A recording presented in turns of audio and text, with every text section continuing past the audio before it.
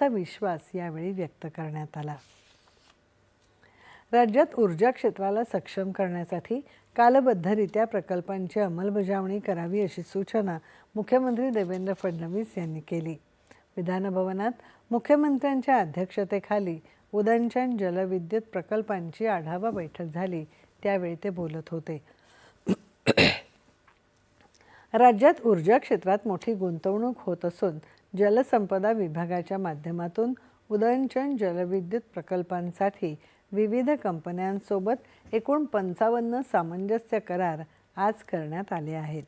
या कराराद्वारे 78,215 मेगावॅट वीज निर्मिती क्षमतेची उभारणी प्रस्तावित आहे।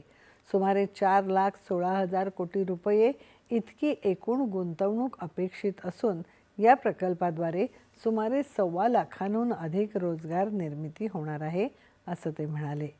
अल्पावधीतच या प्रकल्पांच्या कामाने गती घेतली असून 55 पैकी 10,300 मेगावॅट क्षमतेच्या 6 प्रकल्पांच्या सविस्तर प्रकल्प अहवालांना केंद्रीय विद्युत प्राधिकरणाची मंजुरी मिळाली असून प्रत्यक्ष कामाला सुरुवात झाली आहे, अशी माहिती मुख्यमंत्र्यांनी दिली।